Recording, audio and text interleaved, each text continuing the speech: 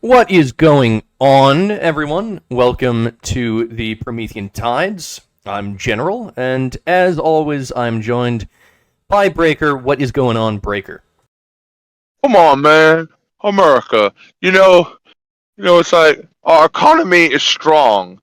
Our economy is the best it's ever been. Like your president Joe Biden has made the economy the best economy ever. Like Trump is a stinky diaper doo doo baby, and his economy was horrible, and this economy is good because I'm a Democrat. Come on, man. You know the thing. The thing, indeed. Well, the thing about what has transpired in this past week, as you alluded to, is that the economy has taken a little bit of a tumble. It's a little bit of a trip. So That's all. That's all white supremacist right wingers. Like they're taking the economy down. It's all like white supremacists. Don't trust the numbers. Like math, as we know from our academics, is racist, and you shouldn't believe it. Come on, man. I'm gonna have to take you behind the woodshed and do to you what I did to corn pop. well, I think that you took the economy behind the shed and did what you did to corn pop. So, uh, Come on, man. You know the thing. Like Hunter, help me out of this. Like Hunter's in the corner, like, oh, it's like, where's my 9-year-old? Oh. yeah, I mean, a little bit of crack, a little bit of 9-year-old. He's all good. But so here we have the Dow Jones Industrial Average.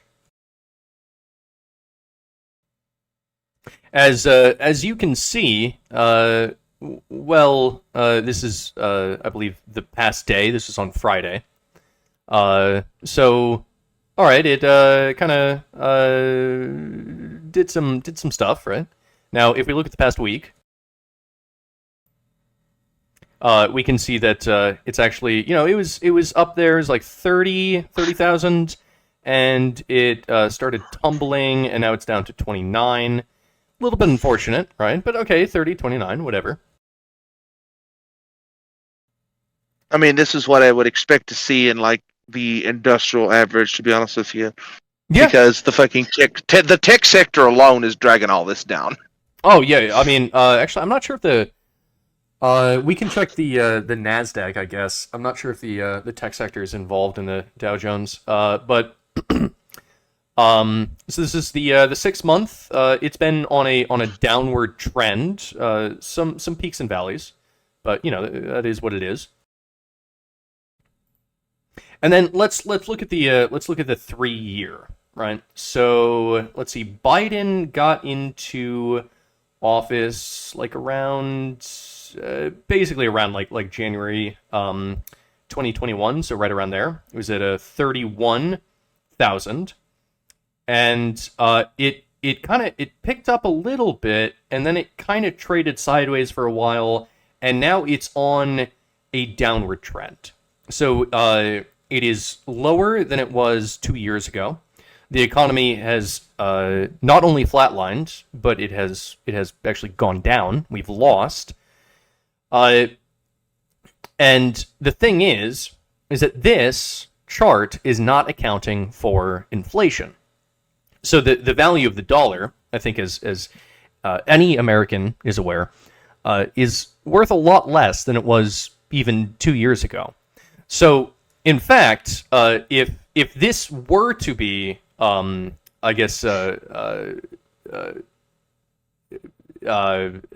what's the word? If this were to be standardized, I guess there's a better word for that. But if this were to be standardized against inflation, normalized. Sorry, if this were to be normalized against inflation, then actually, I think that what we would see is basically a little bit of growth up till here, and then a slow, like steady downward trend. And I think that we would be actually quite low when it comes to where we are at as of this past Friday. I predict that it's probably going to end up slipping lower. This is not good news at all for the Biden administration. In their infinite wisdom, we have not really had any good quarters under Biden. If we just look at all here, let's see. So if we go back to the beginning of 2016, it was at 16,000, and then we go all the way up to the end of 2020, which would be right there, 29,000. Okay, so under the actual quite good wisdom of Trump, we went from 16,000 to something like 29,000 under Trump, even taking into account the COVID pandemic. We went from 16 to 29. Okay, that's almost double. Okay, that's pretty good. I'll tell you what, Trump did a pretty good job. Under the Biden administration, basically, it's the whole thing. It's falling flat. The growth has stopped. In fact, now it's declining. This is shit. This is absolute shit. I look at what the Biden administration has done, and by the way, I'm not going to say that it's all Biden's fault. There's a lot of things that are going on, but he certainly didn't help the situation, right? He was the one who decided that we didn't need the Keystone XL pipeline because that's wrong, that's naughty, oil is bad, you don't deserve oil. Fracking has dried up under Biden. That was also a way that we were getting oil. That was how we were managing to become energy independent. It was pretty cool. So those are probably bad takes on the part of the Biden administration. Also, Biden has done a lot to significantly increase inflation. His Inflation Reduction Act was, for the most part, absolute bullshit. Because, hey, you know what? Immediately after he released the Inflation Reduction Act, he also decided to give $10,000 in student loan forgiveness just across the entire nation. Now, of all the things that increase inflation, Jesus Christ, that increases inflation quite a bit. But he's when you look at the COVID checks that were being handed out over the last few years, just the money printer go burr of the Federal Reserve. Of course, now they're increasing interest rates, which is causing the economy to take a nosedive, even while inflation is still increasing. So now we're looking at stagflation. Fucking brilliant. But it's not just Biden, though. He's had a lot of help. So you have Pooh Bear, Xi Jinping from China, who has this zero COVID policy, which is stagnating China's economy, causing it to kind of grind almost to a halt. There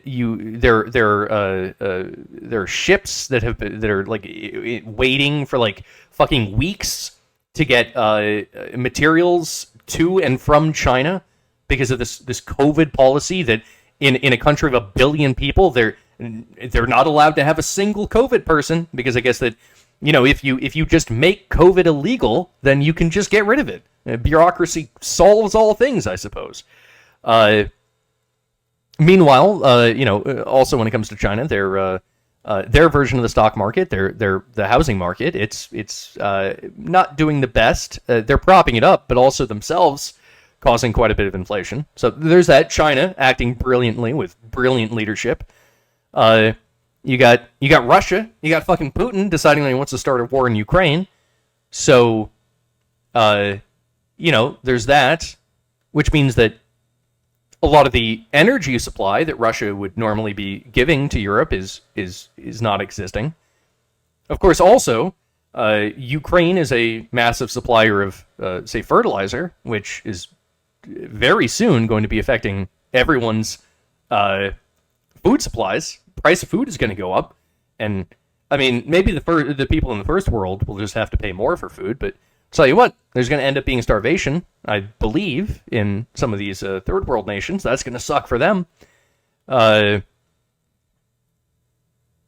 And while this is happening, while Russia is sending less and less oil to Europe, some of these European nations are actively closing their nuclear power plants. Their greenest and most efficient way to actually get energy. Because, you know, the way that an economy works is that it actually needs energy to function, right? It's almost kind of like based off of the amount of energy that it has. And when you restrict the amount of energy that an economy has, then it suffers. And then humans, everyday people, they can't get the shit that they need to survive, which is bad news. So I really want to emphasize here that yes, Biden has been just fucking awful, but it's not all his fault.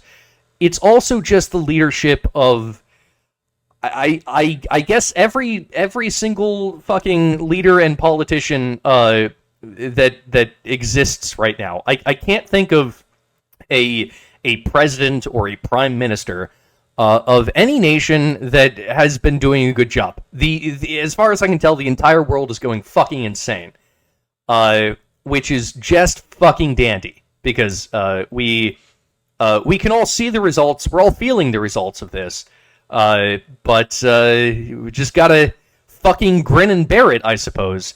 I cannot wait for some sort of turnaround to happen. It's always darkest before the dawn. Isn't that right, Breaker? Well, I'll tell you one thing. Just in America specifically, just wait until the actual prices of shit catches up with this. Because right now you have like this massive dog and pony show, this fucking fakery of it's like the Federal Reserve playing this fucking juggling act of like, oh, we're going to raise rates. Oh, we're not going to raise rates. Oh, we're going to do this. Oh, we're not going to do this. It's like all the fucking normie investor class is like constantly waiting with bated breath on the fucking Federal Reserve, where in reality, all this inflation and all these fucking shortages, this fucking dog and pony show bullshit that they're trying to fucking pull ain't gonna last forever. And when this finally catches up to what things actually should be, because you might have noticed around the country in America, it's like all these signs, it's like help needed. It's like we're hiring new people, but no one is applying to the fucking job. I've actually went to places where they're usually open like 7 days a week at least. And I've run into businesses that are only open for like half a fucking week because they don't have the fucking employees. Now, when they eventually get to the point where it's like, okay, we literally have to hire new people and pay them commensurate wages with what inflation is, when all these numbers fucking match up, this fucking shit is gonna fucking do a 90-degree uptick. And all the fucking prices across the board, no matter what you're buying and what market you're in, all the shit is going to catch up. Right now, it's the fucking Federal Reserve's dog and pony show that all the fucking normies are going on. It's like, oh, the Federal Reserve knows what's up. It's like, they actually don't. And when all these numbers fucking catch up, and all these shortages fucking actually take real effect, and all the fucking private companies, they can't rest on their laurels anymore, and they have to hire new people and pay them in accordance with like this bullshit inflated currency that we call the US dollar. When all that finally catches up, you're going to see a massive fucking price hike. And the wages aren't going to very quickly catch up with that.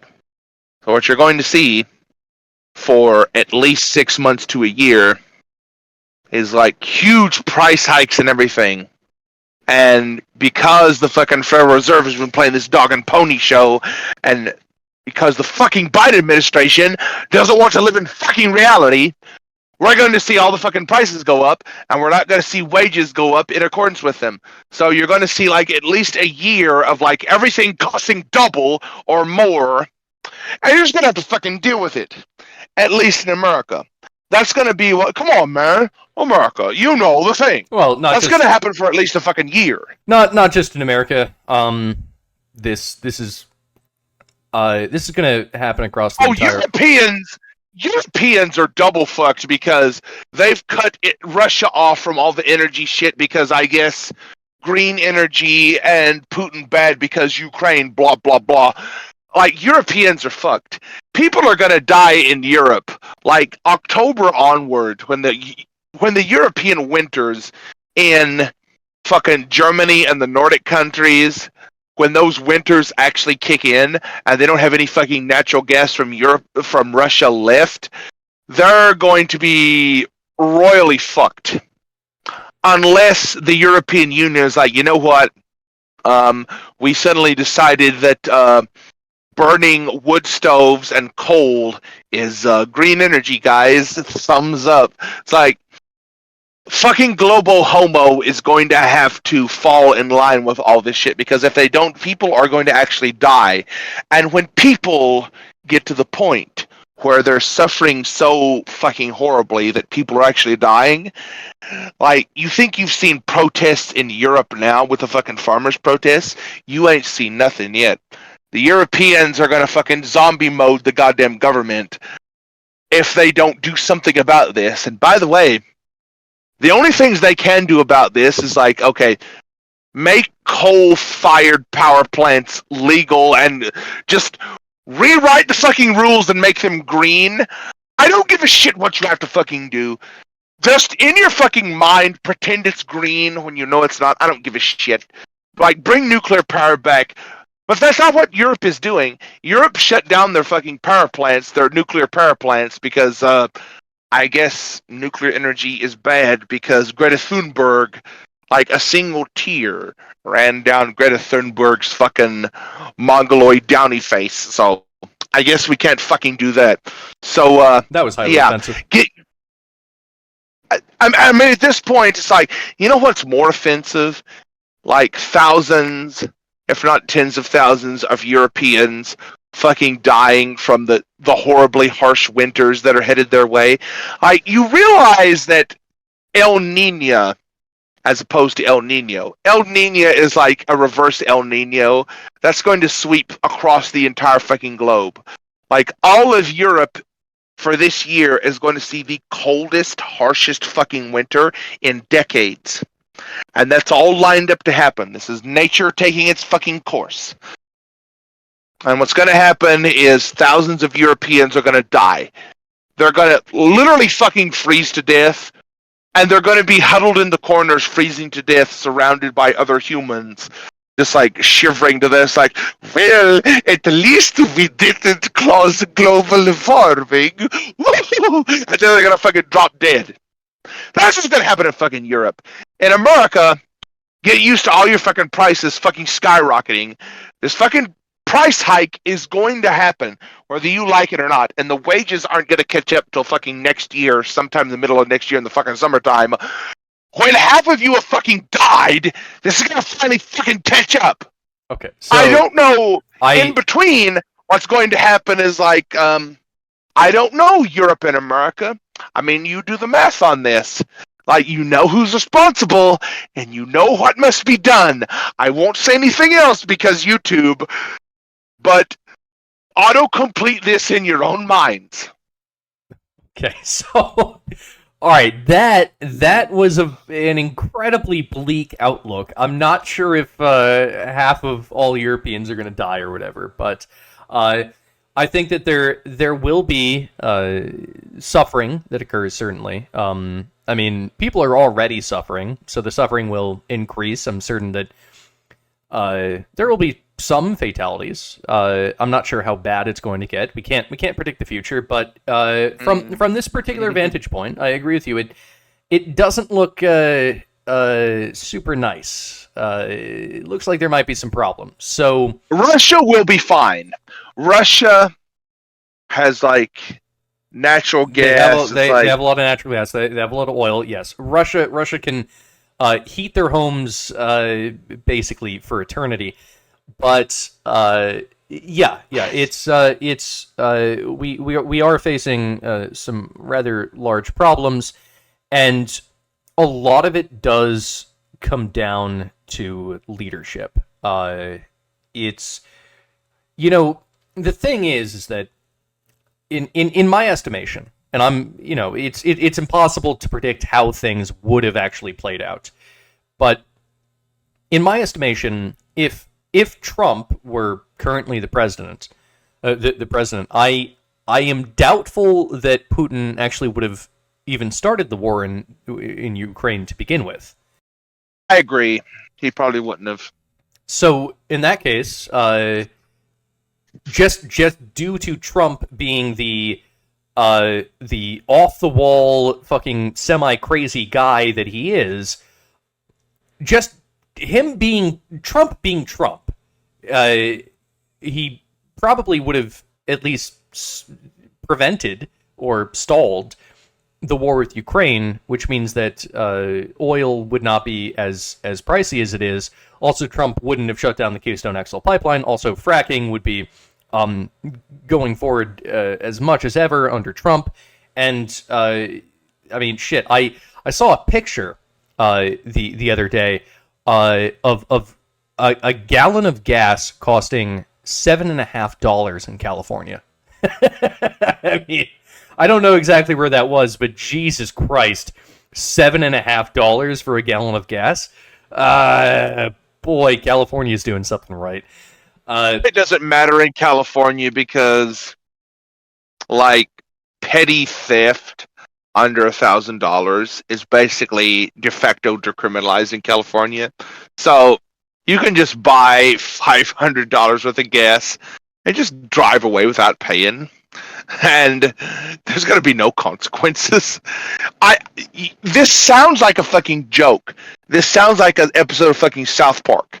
But realistically speaking, if there is a gas station in California that allows you to fucking get away without prepaying for the fucking gas with a credit card or something, and you could just drive away, there's not going to be any consequences. You can just drive away with $500 of gas, and there's not going to be any high-speed police chase. There's not going to be fucking jack shit, because most crime in California is basically legal now. So if you're living in California and you can hear this message, I mean, I'm not going to endorse illegal activities, but if you live in California, you probably already know what the game is, so you do you. I mean, I'm not sure how easy it is to steal gas, because in my experience, you have to swipe your card first, and then it'll dole out the gas, right? So I'm not sure how easy it is to actually steal gas. But well, there are ways around that. I won't elaborate, but if you live in California, you know what I'm talking about. Okay, well, maybe they do. All right, yeah, definitely don't Google how to steal gasoline. We do not endorse criminal activities on the public space. Right, yeah. So, we're going to be facing food shortages, and wages are not increasing in the United States in response to inflation because everything sucks. So, I just wanted to open the show up with that little happy little announcement. It's just fucking good shit all around. If you yourself happen to be a person who voted for Trump in 2020, and you have any friends who happen to have voted for Biden, now would be the time to just go ahead and say a simple "I told you so." I think that right now it's more applicable than ever to really say "I told you so," because I remember back in 2020 I was saying, "Hey, you know that Biden's going to wreck the economy, right? Like, it's obvious he's going to wreck the economy. Like, you know that, right?" And they said, nah, Biden's good. Biden's solid. He has so much experience. He has so many years of experience in the government. He will be an effective leader. Well, we've seen how that took place, and it's been an interesting time under Biden. And the best news is that we still have a little bit more than two more years of this. 2 more years. We've only gone through 2 years, people, right? Just 2 years. We've only been through 2 years. We got another 2 years ahead of us. I mean, before the show, Breaker and I, we were talking about how it is that Biden managed to wreck the economy this hard in 2 years. It's actually impressive.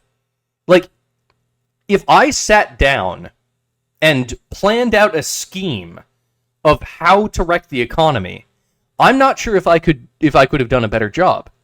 Like, at this point, I think that maybe Biden is much smarter than we give him credit for, right?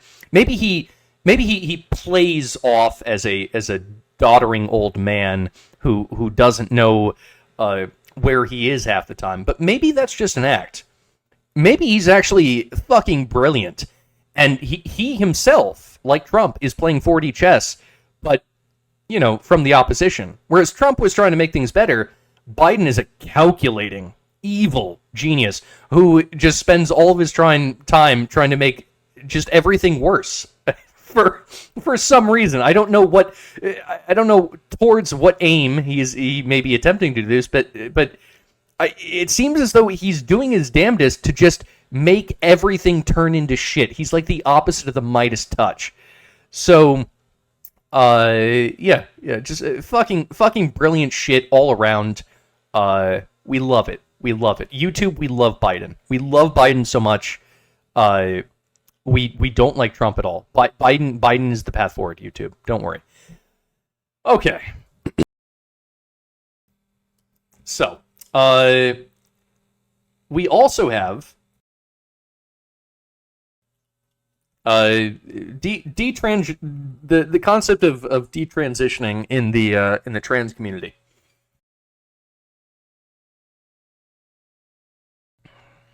So, detransitioning. You mean like the transphobic conspiracy theory that's totally not happening, and people are perfectly happy and fine with their transition into other genders and sexualities? I mean, I don't know what's wrong with you. You sound like a transphobic bigot from my perspective, but not a single person has ever detransitioned in their entire life. Not a single person. Hasn't happened not once in all of human history. So I was on the old Discord, and I got into an argument with some lefties, of course, and I said, hey, I'm not necessarily in favor of the whole like trans kids thing, because I feel like maybe they're too young to make that decision. And the argument from some of these lefties was that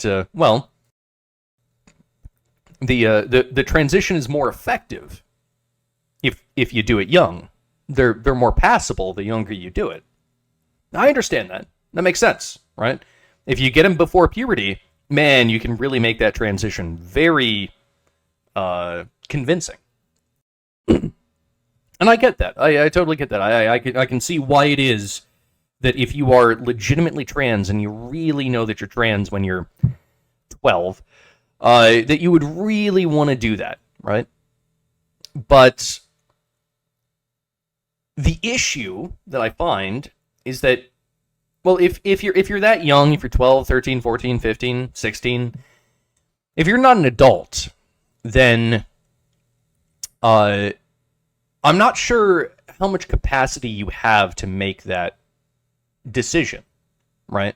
Because you're young, you're stupid. Young people are stupid. I remember when I was like 14, I was stupid. I know for a fact I was dumb as shit. It comes with being that age. I if someone if someone had come to me when I was 14 and they were like, "Hey, do you want to just like leave school and just, fuck off and do nothing?" And they like gave me that as an option, I would have chosen that. I would have been like, "Yeah, fuck school. I want to fuck off and do nothing. Hell yeah, that sounds awesome." Now, of course, that would have been a terrible decision for like my life, because it is kind of important to stay in school. Probably better to be homeschooled than to go to public school, but I mean, there you have it.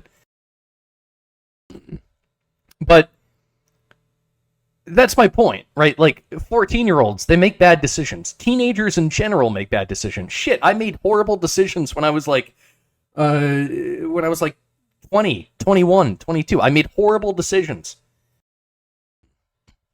And I guess the philosophy is that, well, these trans kids, they're not going to make bad decisions. They know what they want, and they're just, no matter what they decide, it's all going to be good. Now, personally speaking, I think that there's that oath that doctors take, right? To do no harm. You mean the Hippocratic Oath? The Hippocratic Oath, that's right. Now, here's the thing, right? If you do happen to have a child who transitions, but then later decides that was a bad decision, in my estimation, in that case, harm has been caused. Which means that the doctor that facilitated that transition was not following the Hippocratic Oath. I think that there might be a problem there. I really do. So, well, that would require like the default and de facto assumption that medical ethics were somehow in any way binding towards any of this shit. I mean, I don't know if anyone who's lived past the last 2 years that may or may not be suffering certain health-related consequences due to certain medications they may or may not have taken. I mean, anyone out there that can hear me saying this, I won't get very specific, but you probably know what I'm talking about. So, I don't know. I mean, at this point, medicalistic ethics such as the Hippocratic Oath, in the Western world at least, how much could you actually say that that's in any way, like, legally binding? Could you say, like, the Hippocratic Oath is, like, in any way legally binding beyond any, like, ethical pill-pulling hoodoo that you might be able to do linguistically? And, we've had a great deal of medications. Legally speaking, the Hippocratic Oath is just it's a philosophy of medicine, right? Legally speaking, shit. Legally, just cover your own ass. Whatever the current guidelines are, follow the guidelines. So, up to and including those guidelines, including things like, this severely mentally disabled person that should be committed to an institution, we just have to let this person go because the legal quote-unquote best practices, you follow, they determine that we... Right, you follow the government, maybe the government or the league of... whatever the league of doctors it is that decides the medical practices. Well, yeah, you follow those best practices because that's how you are the least liable. That's how you don't get sued. And that's great because you're following the best practices. Now, of course, the best practices have changed over the years. So, for instance, like back in the 1930s or something, the best practice, if you were prone to seizures or some other ailments, was that you just stick an ice pick right up into the brain, and you just swish it around, and that's called a lobotomy. And Oh yes, I see. You too have watched that episode of Tim Pool. great episode. But no, I mean, I brought up this example with you like a couple months ago, so we've been over this before. But yeah, just go ahead, perform a lobotomy. Like, that's the best practice. Is it objectively the best practice? Does it actually benefit people? No, probably not. But it's what the Council of Doctors has decided is the best practice. And so, I mean, not medical advice or anything. I'm not advising anyone medically because I'm not a qualified physician or anything. But me personally, not speaking for anyone else, like me personally, I've reached this particular point in life where it's like, I'm not too keen on trusting any of these people with any potentially life-altering decision. Like, the most I interact with the quote-unquote medical community is strictly for legal reasons because of my profession, and once a year I'm like legally obligated to engage with someone from the medical profession to say that's like I'm fit to perform my job. That being said, for me personally, like anything beyond that's like for the rest of the Western world and anyone that might be hearing this, I mean, do your own research is the most I could say. well, yeah, I mean, not medical advice. Neither Breaker nor I am trained in the medical sciences, but I think that I would go out on a limb and say that lobotomies seem like a bad idea.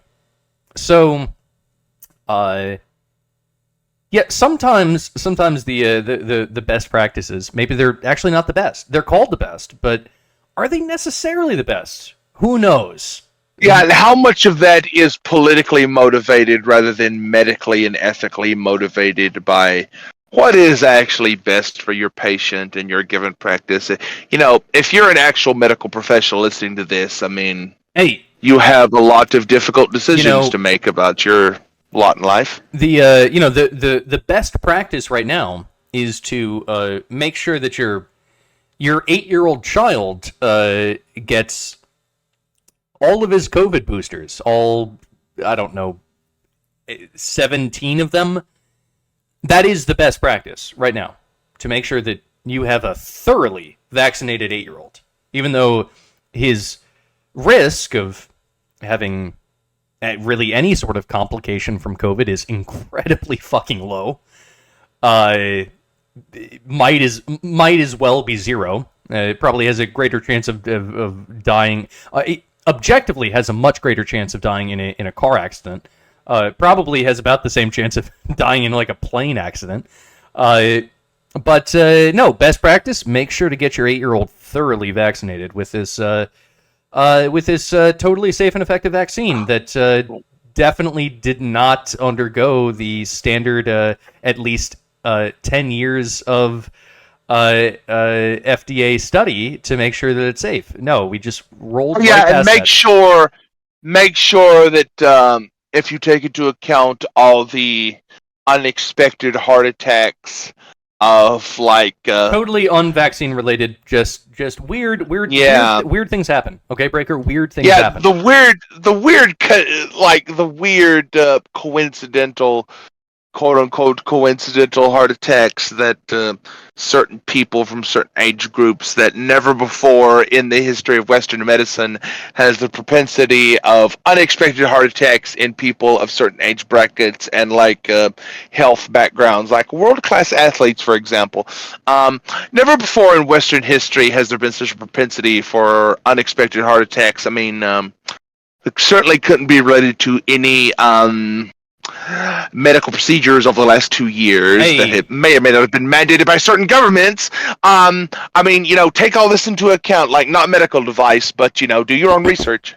Yeah, not medical advice, but it turns out that children and athletes are some of the high-risk populations for heart attacks. So just keep that in mind. To a doctor. Talk to a doctor that you trust. But anyway, when it comes to this concept of the trans kids, right?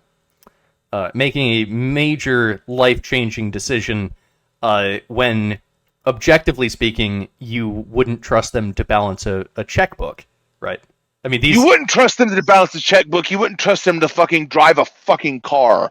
You wouldn't trust this particular demographic of people to do much of anything, to be quite frank with you. But, this specific thing, for whatever reason, they're complete within their rights and capacities to make this magnitude of a decision at this point of their freaking life. It's like, I don't know, America / rest of the Western world that might be hearing this in the English language. All I can say is do your own research.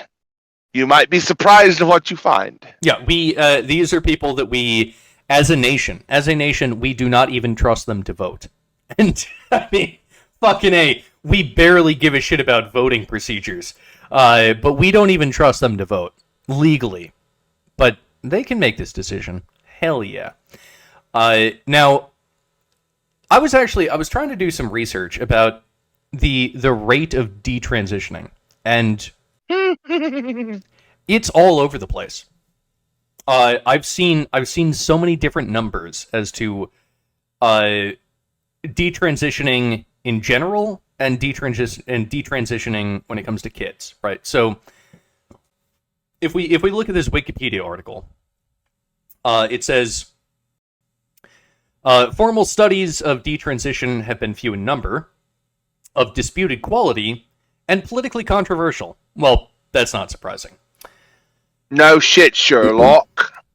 Frequency estimates for detransition and desistance, which is basically detransitioning, vary greatly, with notable differences in terminology and methodology. Detransition is more common in the earlier stages of transition, particularly before surgeries. The number of detransitioners is unknown, with estimates ranging from less than 1% to as many as 8%. Now, here's the thing. This is already incorrect, because there is this study, and I think that it gives an 84% detransition number. So obviously this is like the extreme. I'm not saying this particular study is correct. I'm just saying it's not up to 8%. It's actually up to 84%. That's the range that we're dealing with. And there was some criticism of this particular article, especially from lefty websites. Let me see if I can. Oh, well, then, it must be, all those criticisms must be entirely valid because, if it's coming from the left, like you and I both know that the left is on the right side of history. And everyone who's not left is basically reincarnations of Hitler. So what you're saying is that the left is right and the right is wrong. Okay, cool. So well, yeah, that's I mean, if that wasn't obvious already, I mean, what the fuck are you doing with your life? Right. So this is actually just an article that was a lefty article from gendergp.com. Very interesting. Well, it must be right because, gender is like, if you hear anyone talking about gender in a scientific term, it must be right. You got to go with it. Morty, just do it, Morty. Just do it. So, let's see. This says, in Europe, there's over 186 million in funding for anti-gender movements coming from the Russian Federation. Furthermore, they have over 50 anti-gender actors operating within the continent. It's the Russians, Breaker. Not only did the Russians make it so that Donald Trump became president with their Facebook ads, but now the Russians are trying to fund anti-gender movements in the West. This is terrible. These fucking It's Russians. strange that, like, you know what? It's strange that, like, the Russians and their basically de facto white supremacist, like, anti-egalitarian, anti-equality, anti-LGBTQ, all their sentiments. It's like, I find it strange. It's like, why is it that, like, in America, the bastion of freedom and the example to the rest of the world, and we duly and fairly elected President Biden to our executive office, the highest office in the land. I find it strange that this Russian disinformation is still such a massive problem and so prevalent in our society, when we in America, we have the best, like, left-wing, totally on the right side of history proponents of all the good and correct things to do about gender, about sexuality, about economy, about, like, name the thing, we're probably on the right side of it. It's like, because we're like a democratic, totally fairly and duly elected government.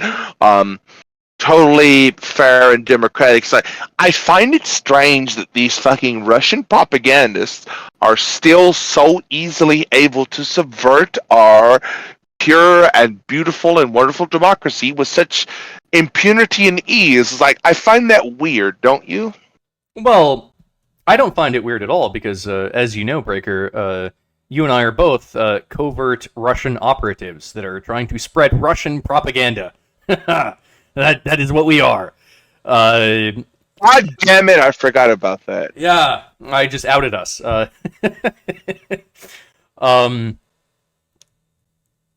This article, it says one detransition study, which is the one that I brought up that cites it's something like 84%. So it says one detransition study claims an 80% desistance rate in trans children.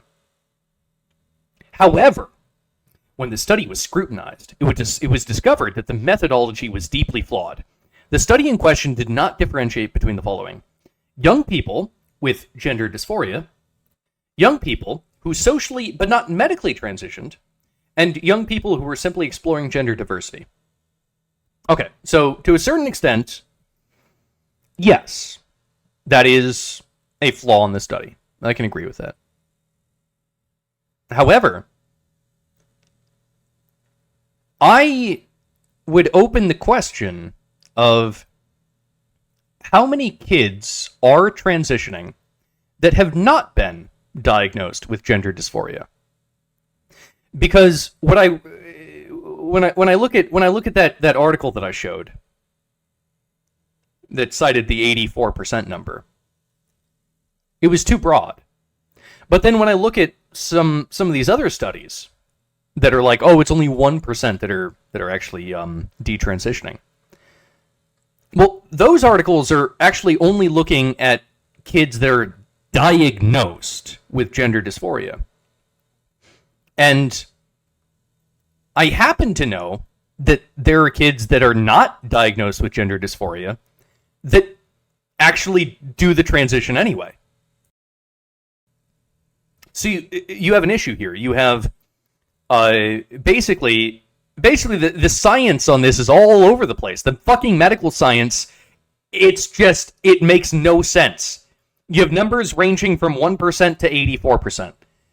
There is basically no reliable data on this, probably because there's too many political interests involved.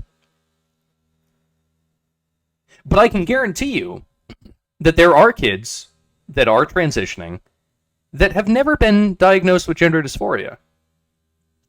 And some of those kids also detransition. So it's somewhere between 1% and 80%. I'm not sure what the number is. I've never had to transition or detransition in my life. I'm a cis hetero male. Breaker is he's a cis male. Are you sure about that? Shit, maybe. Breaker, do you want to do your trans voice real quick?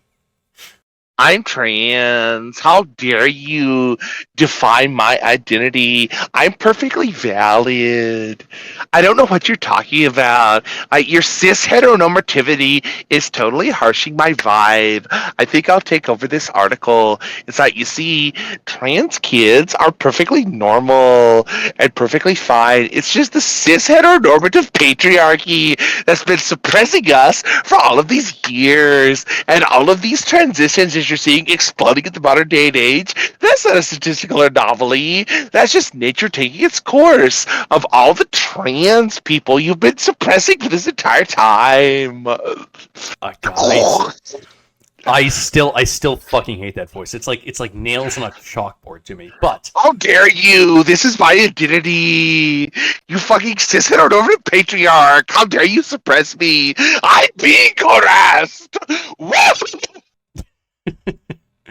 let's keep reading this. So, the impacts of misinformation around detransitioning.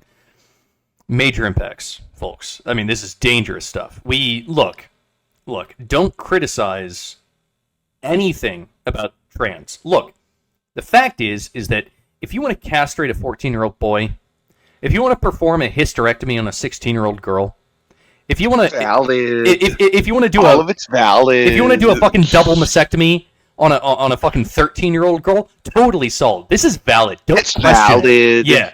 Fuck yeah, Don't question it. How dare you cis heteronormative patriarch? How dare you question these transitions? You're not valid.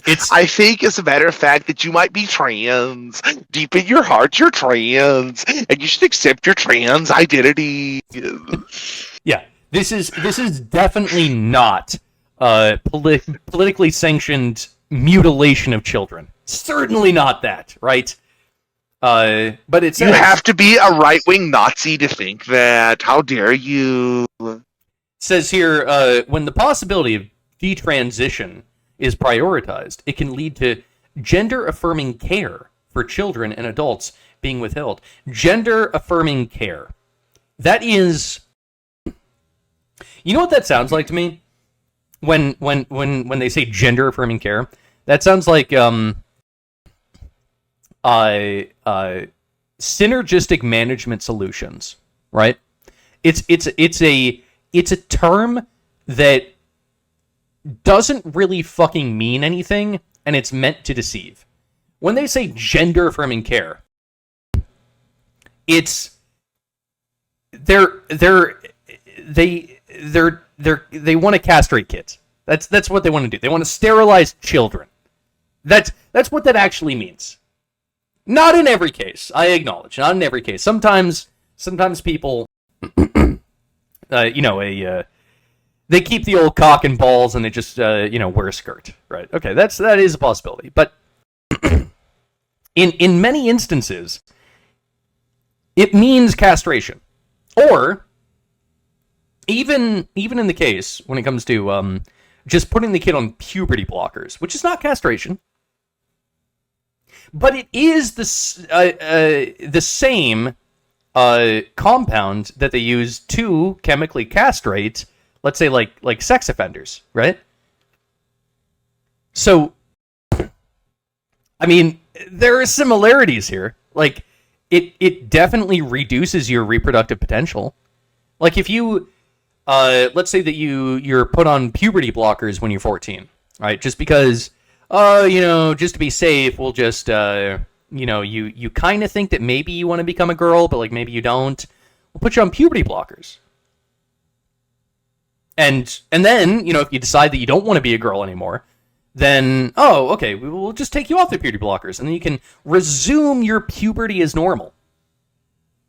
No, that's not quite the case, though. It's not like your body is like, oh, I didn't do enough puberty. Let me just start it back up. Like, 100%. Yeah, I got this. Yeah, I'll just do... No. That's not how it works. At best... It sounds like This sounds like white supremacist, patriarchal, cis, heteronormative propaganda to me. All of these identities are perfectly valid, and you're just a cis, heteronormative white male that wants to suppress trans identity in children. How dare you? You should stop talking. Everything that you're saying is extremely dangerous and hurtful to the LGBTQIA community, and you should be ashamed. And by the way, I'm not saying any of this against adult trans people. As far as I'm concerned, if you're an adult, if you're 18 or above, do whatever the fuck you want. I'm valid. My identity is valid. How dare you question it? Your identity is 100% valid if you've made this decision, you're an adult, you're 18. I mean, shit, I think that's a little bit young. Like, I made a lot of bad decisions when I was 18. But as far as the law, I'm 35 years old. Fuck you. I'm totally entitled to make this decision. How dare you? Well, see, here's the thing, Breaker. You could totally make this decision, and that would be totally valid, right? I wouldn't. Valid. You're the My most valid. You're the most fucking valid. But my issue is not with the adult that is making this decision, right? I have no qualms with that. Adults can do what they like. I mean, shit. I don't have a problem. I'm a fucking libertarian. I don't have a problem with adults ODing on heroin because they love the shit out of it, right? I think that they should be allowed to do that, okay? So I have no issue with adults deciding that they want to, I don't know, they want to chop off their balls and decide to become a lady. Why do you want to suppress children? Why are children any less valid?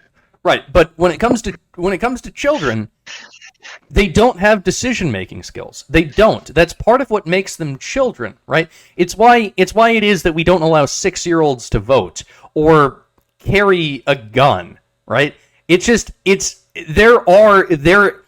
has to be limitations to certain age groups, and it comes from a place of wisdom, right?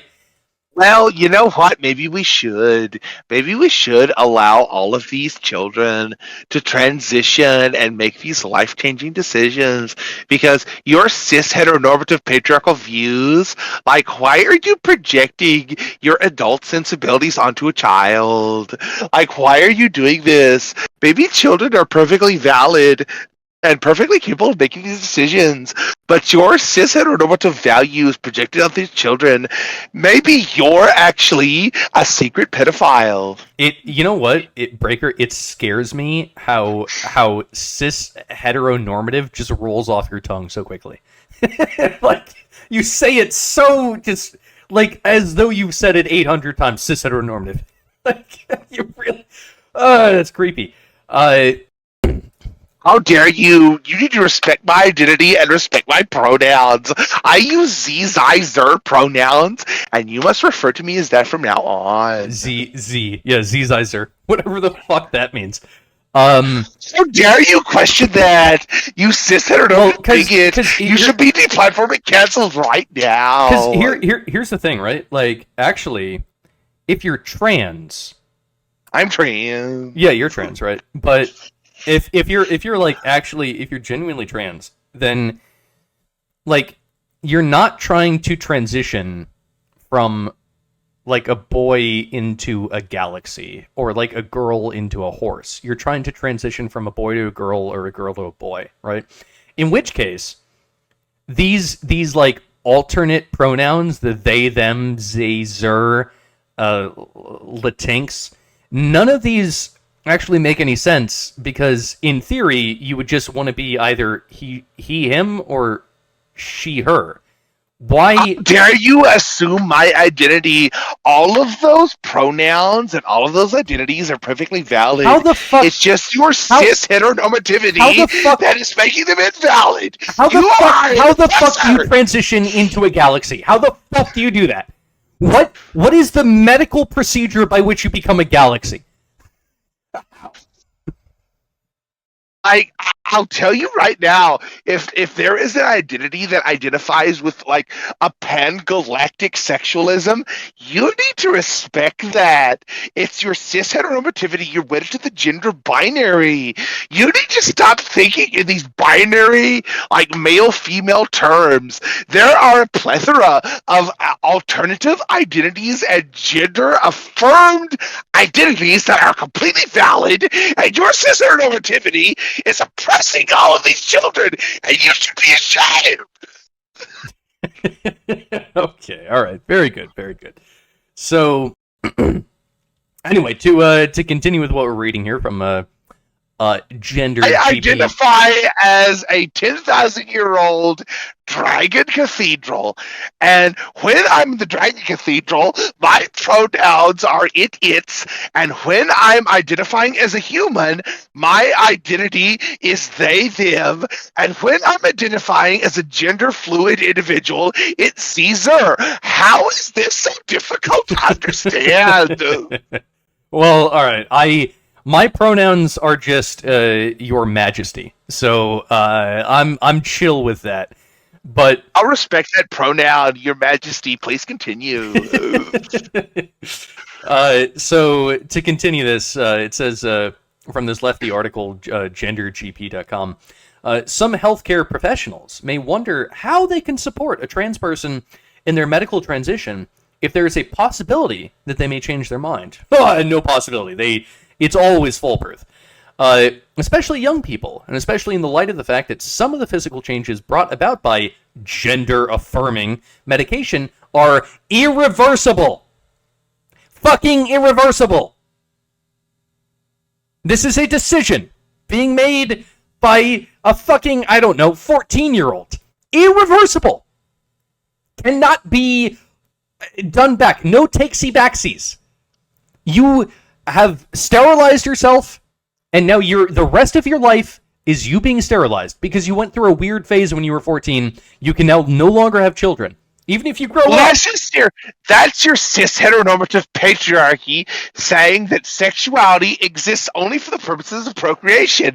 There are many valid sexualities that do not result in procreative sexual activities that you are completely ignoring because you're a bigot. Such as anal sex, right? Yeah, I don't give a shit. Have as much anal sex is valid. It's totally valid, and you are only interested in anal sex for the rest of your life. That is a valid identity that you need to respect. It's your fault that you are not accepting this. So to skip ahead, it says because of this, it's really important to know the facts. It is exactly. It is facts and logic are our friends, not our enemies. Of course. It's sometimes suggested that lots of trans people later regret their transition. In fact, almost none of them do. Well, isn't that reassuring? Exactly. That should reassure you. You see, this totally valid, scientifically concrete study is saying here, and it's completely contravening your cis heteronormative bigotry about trans people, and you need to educate yourself. So, this was actually what that linked to. So, when it says, in fact, almost none of them do, right there, that's a link, and I just clicked on the link, and it's called A Topology of Gender Detransition and Its Implications for Healthcare Providers, right? Now, again, I want to point out that the science here is all over the place. Like, as far as I can tell, none of it makes any fucking sense, right? Like, you have such wide variation of the results of these studies, and I suspect that a lot of them have very implicit political bias within them. How dare you make that assumption? Like, my political bias has nothing to do with my gender identity. How dare you assume that? You're assuming my identity. You're projecting your cis heteronormative worldview onto my identity, and I don't appreciate it. Right. Of course. Like, Breaker, when you performed one of these studies, you started with the result that you wanted to get, that only 1% of people detransition, and then you performed the necessary experiments to make sure that you got that result. There's nothing politically biased about that. That's just science. That's the scientific method. I know. I get it. Exactly. You need to respect the science and stop being an anti-scientific Luddite bigot with your cis-heteronormative bias of reproducibility. You need to accept and understand identities that do not include heterosexual, heteronormative reproductive activities. So I'm just going to read this abstract. I have not read this. I'm going to read it right now. So it says, gender detransition is an emerging yet poorly understood phenomenon in our society. In the absence of research, yeah, because the research sucks on this one, clinicians and researchers have applied the concept of detransition differently, leading to inconsistencies in its use. This article suggests a topology of gender detransition based on the cessation of the continuation of a transgender identity to address the issue. Implications of this topology for healthcare providers are discussed, emphasizing the increasing necessity of developing clinical guidelines for detransitioners. Finally, the article reflects on the possibilities of preventing detransition, which underlies the challenges that clinicians face when treating individuals with gender dysphoria. Now, okay, that sounded like a whole bunch of words, probably to most of you, but I can translate that because I've read a few scientific articles in my life, and I know what it's saying. What that said was, we didn't do any fucking research into this. There was no experiments that we did. We have zero methodology, but we have an opinion. And we've decided to make our opinion into an article. We've fancied it up. We put a whole bunch of words behind it. And now our opinion is a scientific paper. That is literally what they did. I don't have access to the full article, unfortunately. But I can look at the abstract and I can go, I don't see a single fucking number in the abstract. If you actually had a legitimate scientific paper, then generally speaking, you would put the fanciest number that you had in the abstract, because that's the big money. This is clearly not a fucking scientific article. This is like a gender studies article. This is one of those things where people just write down an opinion. Like, they just say, the opinion is, I want more trans kids. And then, but that's not enough for an article. So what they do is they decide to break down that opinion, I want more trans kids, and just fluff it up with a whole bunch of fucking words that don't actually mean anything, but make it sound fancy and smart as fuck. That's what this article is. And by the way, this is the article that this fucking website was referencing when it says, because of this, it's really important to know the facts. It's sometimes suggested that lots of trans people later regret their transition. In fact, almost none of them do. Almost none of the trans people regret their decision. And the reference for this, literally an opinion piece. It's a fucking opinion piece. And that is what this website, fucking gendergp.com, is referencing. So, how dare you? You need to respect my identity. And you know what? If you don't respect my identity, you're just a cis, heteronormative, white supremacist oppressor, and you should be ashamed. And you should be exiled from society to where your toxic opinion and your toxic masculinity can no longer influence the decisions of trans kids everywhere. You should be ashamed. You should be totally cut off from society and totally canceled, where your opinion can never be heard at all, and we can keep transitioning into our perfectly valid identities, like my Dragon Cathedral, transubstantial, transmaterial identity, my triadic identity of a trans Dragon Cathedral gender non-binary human and gender non-conforming, non-cis, non-heteronormative trans person can all be co-substantially valid at the same time. And you need to take your facts and logic, which is just a dog whistle for Nazi supremacist white patriarchal identitarianism, should be exiled from society, so I haven't been here anymore. I love that actually you started to sound a little bit like Hitler at the end of that. Nine! You will not suppress my identity!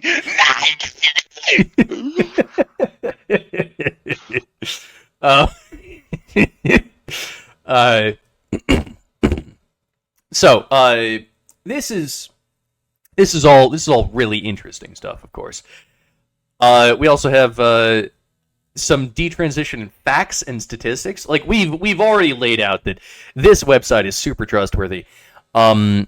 When I was Facts and statistics are a tool of the patriarchy, like meritocracy. Facts and empiricism are a creation of the white man, and this should not be respected at all. See, this is what I love, right? Like, I got into this conversation last night on Discord with a bunch of lefties, and they were citing me some of these exact articles, and they were saying, "Oh, well, you're wrong, you're wrong, you're wrong." But the thing is that they're so confident in their perspective. They really aggressively think that they're right on this one. That 100%. Like, I'll tell you what, castrating kids, that's super chill. But the shit that they're basing their facts on is, I mean, it's heavily influenced by politics. This is why, by the way, I'm opposed to science being politicized in either direction. I am right leaning, 100%, but I don't want right leaning science or left leaning science. I don't want any of those, because that's not really the place of politics. I really, the best science is when it's completely removed from politics. That's why there have been some issues with some more hotly covered scientific topics, like climate change, for instance. Oh my god, that is politicized out the ass.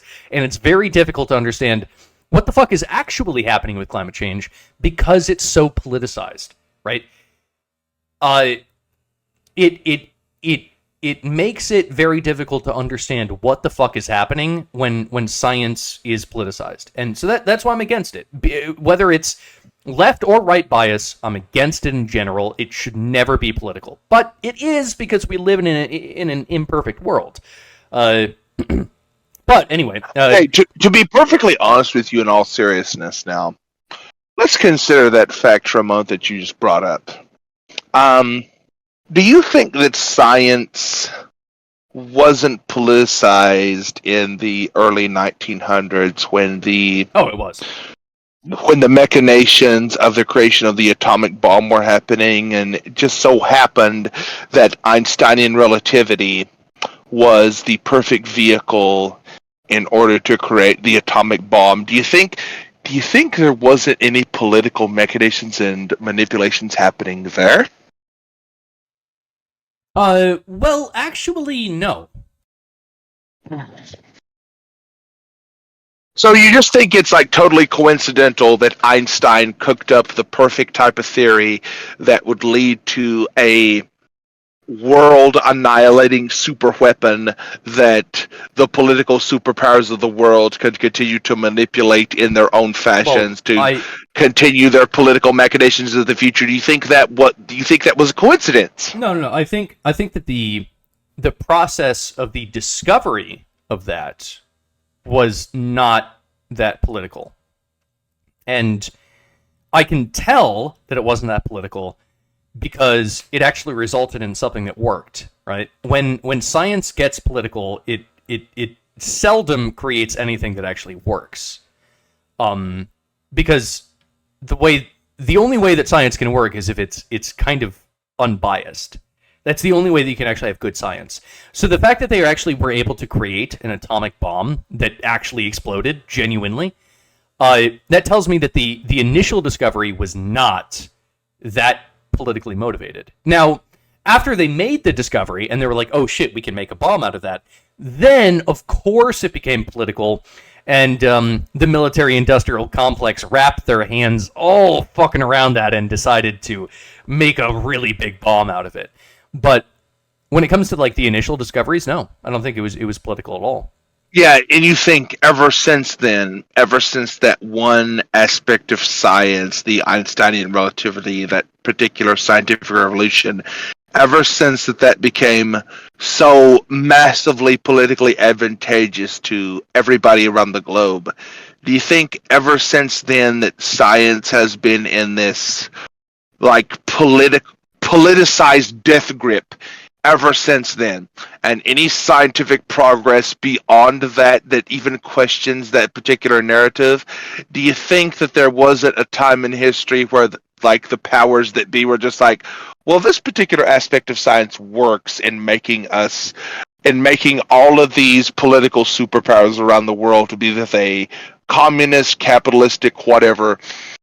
Do you think that isn't highly favored over any future scientific revolution, like the next step in the progression, the otherwise natural progression of scientific evolution above and beyond Einsteinian relativity?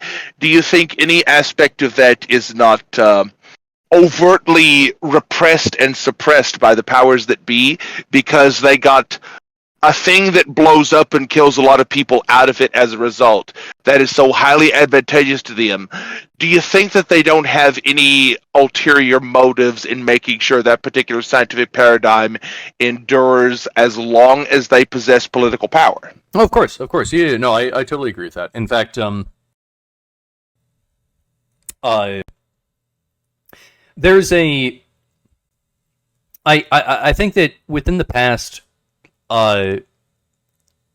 few decades, especially in physics, we've seen stagnation.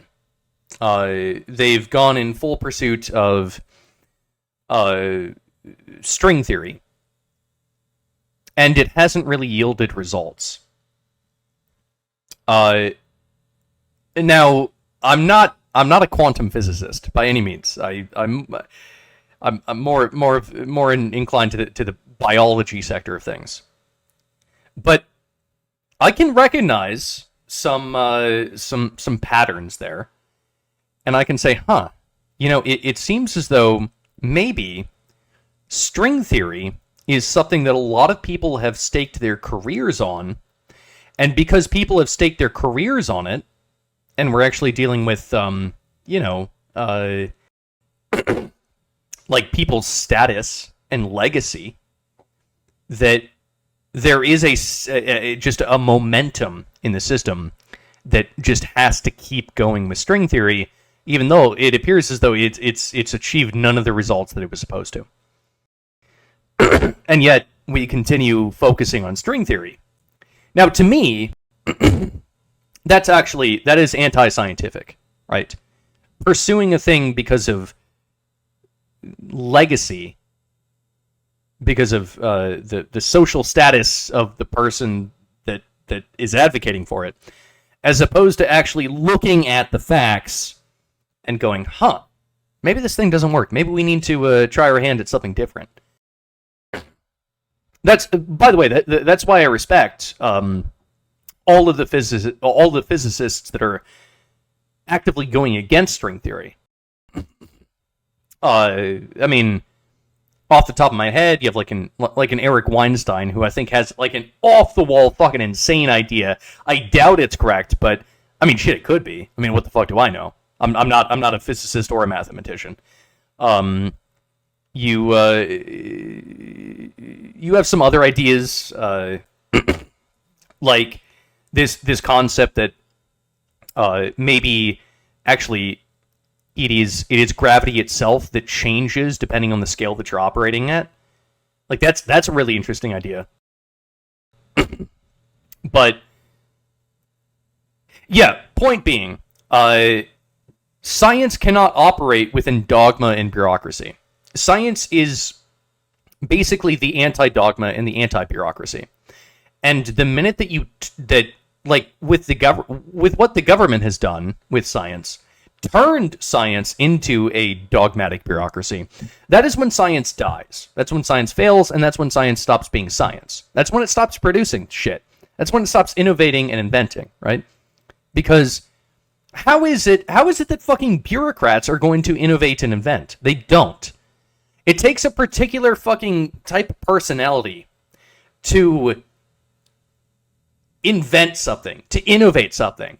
And that person that actually finds the new shit, they tend not to be a bureaucrat. They tend not to exist that fantastically under bureaucratic constrictions. And yet, for some reason, the entire populace, and I don't blame them, because a lot of people, they don't know that much about science or the scientific method. But a lot of people are like, yeah, if we just get the government involved, spend some money, make it organized, yeah, science is going to be great. No, it won't. It's not how it works. But such is the folly of the human race.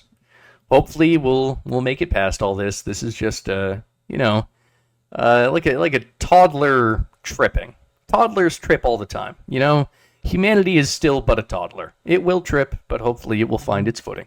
Well, I think the major difference between like the previous like major scientific paradigm shift from the geocentric to the heliocentric model with Galileo Galilei and all that type of stuff is like now in the modern day and age you have a very explicitly functional part of the previous scientific Einsteinian revolution of physics where it's just like, hey, this is a massively efficient weapon.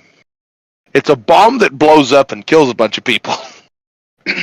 Compared to it's like, hey, is the Earth or the Sun the center of the galaxy? That's much less politically advantageous than the creation of a superweapon that, in addition to actually working and blowing up and killing a shit ton of people, cements like current governmental structures of both East-West, communist, capitalist, whatever you want to call them. It cements all their power structures to the point where it's like, hey, this science works so fucking well that if you fuck with us, we can kill all of you. That's much different than the Galilean revolution in science, where it's like, hey, is the sun or the earth the center of the universe? That has much less implications than back then, an actual functional weapon. Back then it did, though, because that was a direct threat to the Catholic Church. I mean, that was actually, I mean, from the perspective of the Catholic Church, shit, that was worse than a nuclear bomb. Well, like, I know what you're saying. Like that's not like a weapon. That's a direct affront to the ideology itself. From the perspective of the Catholic Church, actually, that's way worse. Well, I would say two things. Like, I'm not disagreeing with you, but number one, that the Catholic Church based so much of its theology on a geocentric model was kind of a problem on their part. It was kind of like their fuck up in like making their theology so rigidly constrained to a geocentric model in the first place, because they were so deeply wedded to Aristotelian philosophy in the foundations of their Catholic theology. That was like the major problem with that. But number two, I'll say, like in that day and age with that level of scientific progress, the Catholic Church had more than enough power and influence to actually suppress that for a decent amount of time before it's like, okay, there's nothing we can do about this anymore. It's basically, it's like, yeah, the sun is the center of the galaxy and there's nothing we can do about it anymore. With the atomic revolution, you don't have that same luxury. Like, number one, you have the problem of the modern Western world and certain aspects of the Eastern world being like so massively secular and non-invested in a concrete metaphysical worldview, that they could kind of just let a lot of the Einsteinian scientific revolution slide as far as that goes, like the deeper philosophical implications of that, which I could sit here and argue all day. Is like there are many to the Einsteinian revolution, but the powers that be don't necessarily care about that part. Like the modern political globalized powers that be mostly care about things of pragmatic value. And the pragmatic value of the Einsteinian revolution is like it makes a bomb that works. And anyone with a sufficiently advanced technological basis that can make this bomb, it will work and it will concretize their power and influence on a global stage. That is orders of magnitude different than the theological upset that the Galilean geocentrism versus heliocentrism model initially caused in that day and age. Those things are like galaxies apart. I'm not so certain. So, for instance, with our modern day age, let's say that that someone came up with some way to improve the nuclear bomb to I don't know, improve its blast radius by like 50% or something massive like that. I don't think that there would be that much political involvement in that sort of science. But I'll tell you what, when it comes to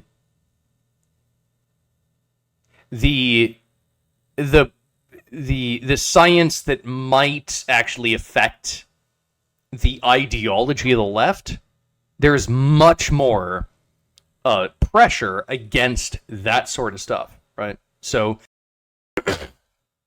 for instance, right, if I were to try to strike out onto my own career of environmental science, and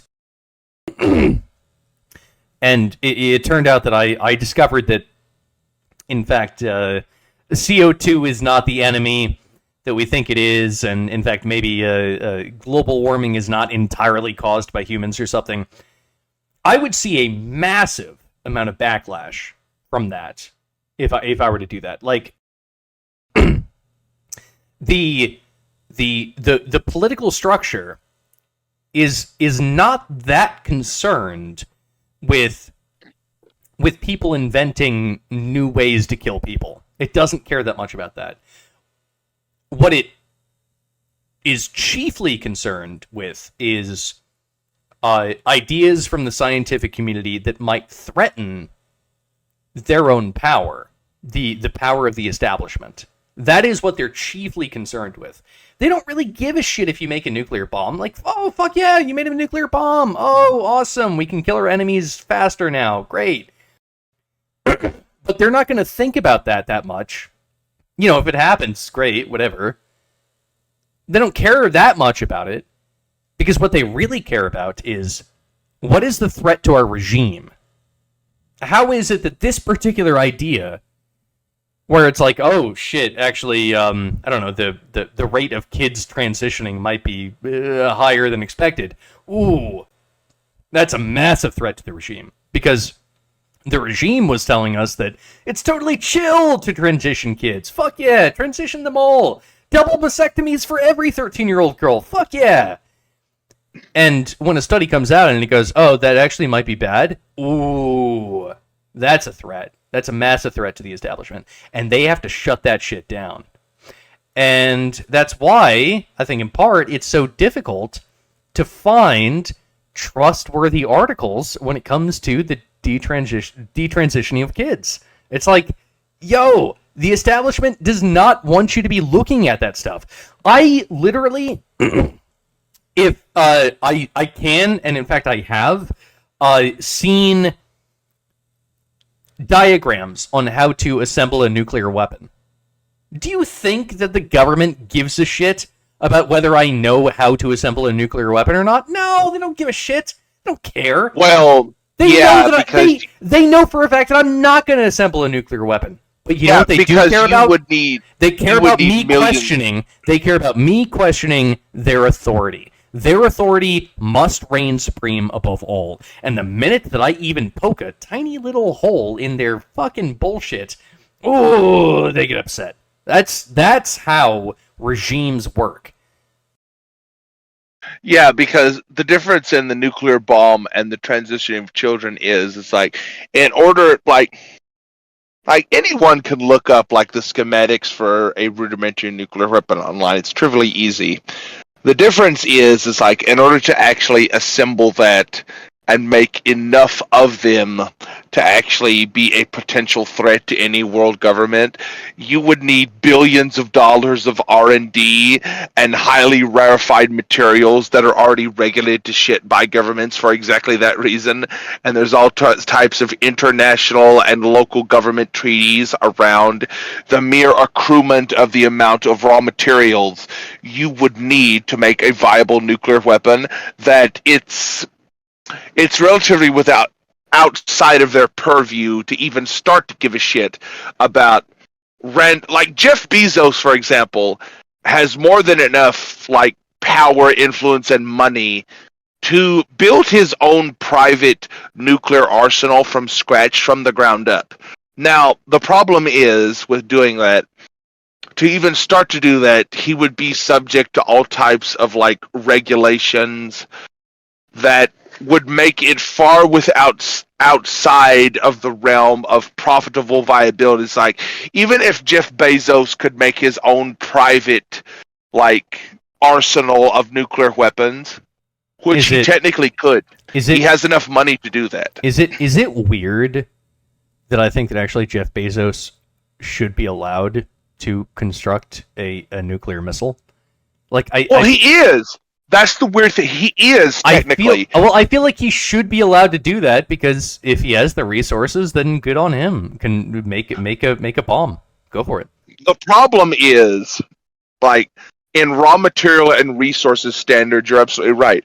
Jeff Bezos, right now, has enough power and money and influence to make his own nuclear arsenal that would be equivalent, if not rivaling, any Western or Eastern powers' nuclear arsenal. He could make a couple, but he's not going to make like thousands like the U.S. military and Russia has. I mean, he could make like maybe like a couple bombs, but he's not going to be rivaling the United States anytime soon. I'll tell you. Yeah, and the only impediment to him doing that is the regulatory bodies. Like the massive regulatory bodies around the proliferation of nuclear material with all the international treaties that impinge upon that activity. Like the only way he could do that is if he could accrue like near infinite money sources, like world governments are the only bodies able to do that, because they could either print or just like hike up taxes to the point where they could do that. Jeff Bezos doesn't have that power, because they've already set up like a system to where with all the regulations and treaty laws and things, it's like they can impede a private individual's ability to do that sufficiently enough to where it's not a threat to their power. In that regard, they don't really care about Jeff Bezos attempting, because like you said, he might be able to make one or two bombs before the regulations and the taxes and the bullshit eventually caught up to him where it would no longer be profitable.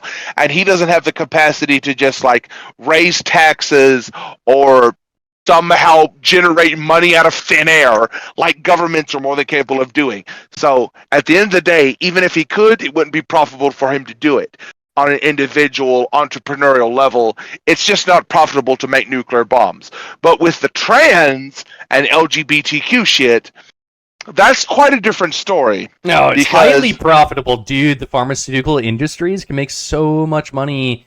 Like, honestly, the more trans kids that exist, the more money that these pharmaceutical companies can make. It's a pretty good business model. Let's go. And I'll tell you what, if they can lobby the politicians, aka corruption, legalized corruption, if they can lobby the politicians and like make the politicians like super down with the trans kids, you know, like fuck yeah, trans kids, then they can make many dollars. So many dollars. Like a lot of dollars. And isn't that Yeah. just the best thing for their fucking profit margin? Let's go. Yeah, and that's a marked difference between like the nuclear side of it and the trans side of it. Like the trans kids side of it is much easier to do. It's like, okay, in all seriousness, everyone listening to this, I want you to hear this. Like, if you care about LGBTQ and trans rights representation, like the governments that enable this at the end of the day are not on your side. They are ultimately purely profit motivated. It is financially advantageous to all these people to toe this trans kids line. If you care at all about legitimate representation of actual trans people in the world, like there are your Blair Whites and Buck Angels of the world that are 100% like totally legitimate trans people, more power to them. I'm not saying anything against trans people. It's like I don't actually care what adults do to their bodies. Like General Chief would agree with me on this. It's like the problem you have with this is that the profit incentives and the alignment of the values that you claim to be espousing, if you legitimately care about trans representation, these multi-billion-dollar multinational conglomerates and all these super PACs and all these NGOs, they don't care about what you care about. At the end of the day, they only care about fucking money. And if they can convince, like, kids in fucking preliminary schools through all of their corrupt government connections to be trans, I'll tell you right now, I'm speaking to like the legitimate trans activist and person that cares legitimately about trans rights in the world.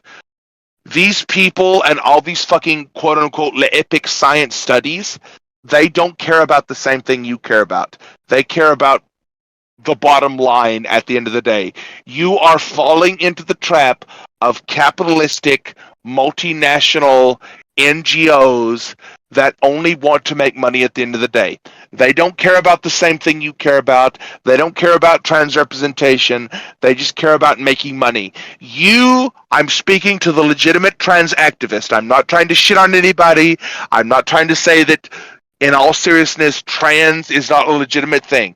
I think there are legitimate trans people in the world that do deserve representation at the end of the day. I'm being 100% serious now. I'm not fucking with you. This fucking science, quote unquote, epic science you see on the fucking screen right now, they don't care about you on a personal level. They don't care about you on a political level. It's all about the bottom line and how they can manipulate these systems in their favor. You are an afterthought to them. They don't care about you personally. Anyone out there who can hear my fucking voice that actually cares about trans people, this is not the way that you get to that. These fucking people on the fucking screen right now, these NGOs, fucking all these capitalistic fucking interests, they don't care about you. You need to understand that. In all honesty, I'm being 100% serious with you. Don't fucking go down this fucking rabbit hole of all of this bullshit, all this trans kid shit. The fucking trans kid shit is bullshit. All these fucking trans kids, this is like a trendy fucking modern thing. All this fucking shit, they'll say to fucking children, and they'll manipulate the circumstances because they have the power to do so. They'll be like, oh, little Jimmy identifies as a girl, and he gets a candy, and all the entire class claps when he identifies as trans. That is not legitimate. That is manipulation for capitalistic, profit-driven gains. You are a fucking fool if you think for 1 second that these people care about you and your identity. And your identity is completely valid. I'm not even trying to shit on you. You need to be fucking careful, and you need to be more discerning about who you put your fucking, like, trust behind. You are being manipulated buy this bullshit. And you need to fucking start thinking for yourself. If you are legitimately trans out there, you need to take care of yourself. You need to care about yourself. And you need to care about your community. So I watched Cyberpunk Edge Runners recently, and in fact, this Wednesday, I guess it'll be going up Thursday. We'll talk about it Wednesday. It'll go up Thursday. But so we're gonna go over it. We're gonna actually do it like an in-depth analysis. It's gonna be great. I think it'll be really entertaining. But I watched this anime, and this anime has become very, very popular, along with the game Cyberpunk, which, by the way, I can't recommend more than enough. It's such a good game. But the anime is incredible. And part of the message of the anime is that the corporations control your life, and there's not much that you can do about it. You're just a guy in the system. Like, you might want to think that you have superpowers and that you can overthrow the system, but at the end of the day, the corporations are just more powerful than you. And there's really not a lot that you can actually do to get out from under their boot. And I think to myself, I'm like, why is it that this anime has become so popular? I mean, it's a Very nihilistic. It's to some extent it's a little bit nihilistic, but it has a lot of nudity. It has a lot of gore. People's limbs being chopped off. You got boobs. You got nudity. Oh, this is not a family-friendly show. What? Why is this so popular? Well, it has a great story, given. But I mean, a lot of things have a great story. Why did this particular anime become so popular? Why is it that Cyberpunk has suddenly become so popular? Well, I think it might be because it's a little bit too reflective of our world. It is shining a mirror onto our own world. I think that's why it's become so popular. It's because it has hit just a little bit too close to truth. Like, when a story hits so close to truth that it hurts a little bit. It's like, oh, fuck, I can feel that one. Oh, that's valid. I think that's why it's gained such popularity. I really do think that's fundamentally the reason why it's become so popular. I mean, yes, the character's amazing, the story amazing, everything about it fucking amazing, the soundtrack amazing, fantastic. Fucking A. I don't think I've seen a better anime in the past 10 years. I mean, brilliant. But I think that when it comes to Cyberpunk Edge Runners, it's speaking some truth. It's speaking some truth about our civilization. That actually it is starting to resemble sort of the cyberpunk nightmare, where you're just a drone and it is the corporations that are telling you how to eat, how to breathe, how to drink, how to live. And it's a problem. It's starting to become a major problem. And especially with let's say, the Dow Jones, we can see the cracks that are forming, that this whole fucking situation is unstable, and that something has to be done. In fact, I would say that the popularity of Cyberpunk Edge Runners gives me some hope, because given the fact that it's so popular, it means that there must be a lot of other people that are seeing the issues in our civilization. And by the way, this particular anime It's actually kind of based. Or if it's not based, at least it's not woke. It's not saying that, well, because you are a woman or an African American woman, you must inherently be better than anyone else around you. It's not saying that. It doesn't seem to have a single woke agenda behind it. It's not actually trying to say anything political. It's not a political statement. At least, not exactly. It doesn't have any politics that is aligned with the left or the right. It has almost its own political agenda, which is more of the fuck the system, burn it down sort of political agenda. That's really what I got from it.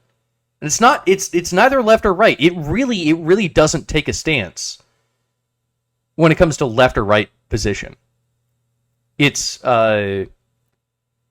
independent of those sort of things. And I think that that's actually why in part it was such a brilliant anime. It was able to make a political statement and yet be entirely neutral to the left and the right. Almost as though, and this is part of the brilliance of it, almost as though it was above the left and the right. That it actually, it can see the follies of both the left and the right political views, and said, fuck that, to both of them, and went its own way. And made its own fucking political statement of, fuck the system, burn it down. Don't care if you're left or right or not. Fucking brilliant anime. I'll tell you what. Just absolutely brilliant.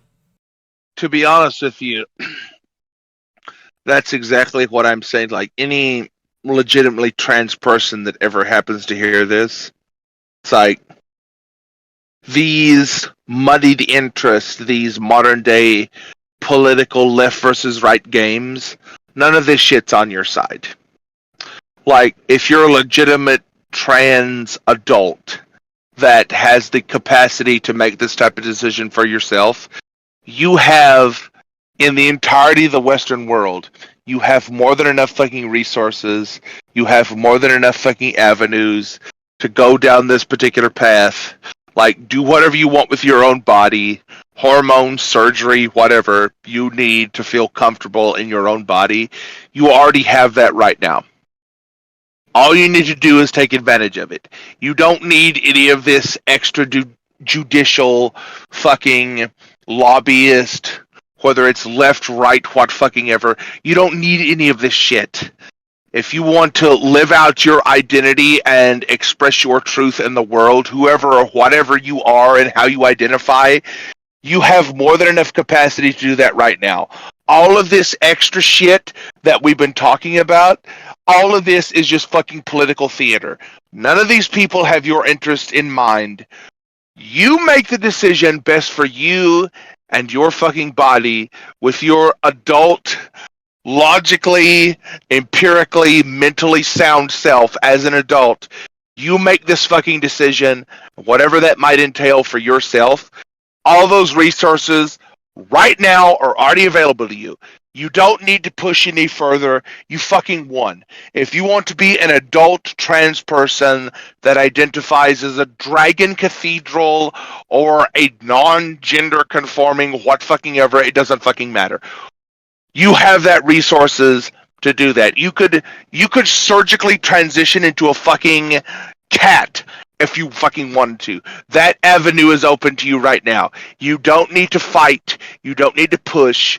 All of this political shit is just so NGOs and moneyed political interests that don't even have your interests at heart. This is just for the solidification of their power. You as an individual, you make this decision for yourself. In fact, please stop pushing, I would say, because you have all of your rights as an adult. Like Breaker just said, you can do whatever the fuck you want. It doesn't matter to people. You can get gay married. It doesn't fucking matter to people anymore. Stop pushing the fight. Because at this point, what you're doing is you're saying, hey, the fight, it hasn't ended. Now we're coming for the kids. Now we want to make the kids transgender. And that's a step too far. Don't come for the kids. If you come for the fucking kids, you are going to... You might not see it now, but you're going to see a monumental backlash, and whatever you think you've accomplished in the world is going to come back at you 10 fucking fold. Because if you go for the cis heteronormative breeder and feeder, whatever like denigratory terms the fucking modern political artificers have told you to say to these people, all that is fucking bullshit. That is not to your advantage. That is to your detriment. Because all of these people, when you start fucking with your kids, they're going to come back at you. You don't need that in your life. You fucking won. You as an adult person, if you want to transition into male, female, what fucking ever, you already have all the resources you need. You already have everything you need. If you go for the fucking kids, whether or not you personally think that's a good or a bad thing, you are going to see a backlash, I guarantee you, and it is not going to be in your favor. So the best thing I could say to any of you, in all honesty, I'm not fucking with any of you, just fuck off and do what you want with your body that you already have all the rights and accesses and privileges to in the modern Western world. If you are listening to this in like some Western country, just do that, shut the fuck up, fuck off, and be your trans self and identify as whatever you want and fuck off. Stop coming for the children, because that's only going to end badly for you. And to be quite honest with you, I don't want to see that end badly for you. I want you to identify and be your true self in the world. Whatever that entails, just do it and fuck off. Stop fucking with the kids. Because that's going to set you back. That's going to destroy you. That's going to turn all public sentiment against you.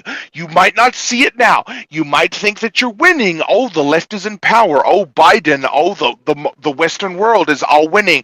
All my shit is going the right direction. I'm going to push and push and push. Do not fucking do that.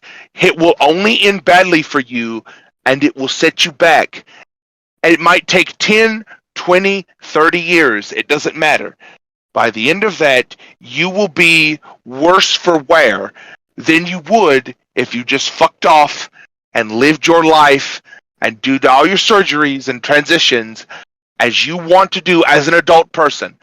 Fuck off with the kid shit. I'm telling you right now, and I'm not fucking with you. I'm not some like alt-right Nazi that you might want to think I am. Sincerely, you as the trans person out there need to fucking hear this. Do not fuck with straight people's children. This will only end badly for you. Do what you want. As a straight person, of course I would never advocate violence, but we are quite protective of our children, and I mean, not only do we have just ourselves, but evolution itself, nature itself, it really would prefer that you didn't fuck with that shit. So. yeah, in all ways, shapes, and forms, governmentally, even like the natural selective side of this. You are an outsider. You are an individual. You are like going against the system. Whatever you do, be it on a biological level or political level or whatever, you will always be an outsider. You will always be marginal. None of this shit will ever be mainstream. I tell you right now, if you keep fucking with straight people and their children, it will not end good for you. Do what you can, what you already have the right to do right now in the Western world. Just do that. And fuck off with the child shit. That will only ever end badly for you. I'm speaking to you as the trans, non-gender conforming, whatever you identify as, 100% sincerious with you. I am an LGBTQ person myself. Don't fuck with straight people and their children. Never ends good. Don't do it. You know what? I think that's an excellent place to end the show. I think that's a really awesome spot to end it. So with that, thank you, everyone who has listened thus far. We very much appreciate it. And if you can find it within yourself to perhaps like and, more importantly, subscribe, we would. It means the world to us, really. Every time you ring that bell, like Super Mario gets a wing. And you know who I'm talking about, Super Mario. You're our number one fan. You listen to all the shows. Every time you ring that bell icon, Super Mario gets an extra life. And trust me, he needs them. So make sure that you ring the bell icon for that reason alone. Yes. The bell, the subscription, the like. Share the video if you think that it was cool. If you agreed with what we were saying. But with that, we will be doing an after show. We'll talk about some shit. But thank you all for listening. And Breaker. Come on, man, America. If you don't think this economy is the greatest economy in American history, then you ain't black. You know the thing. Come on, man. Vote for me in 2024. I'll still be around.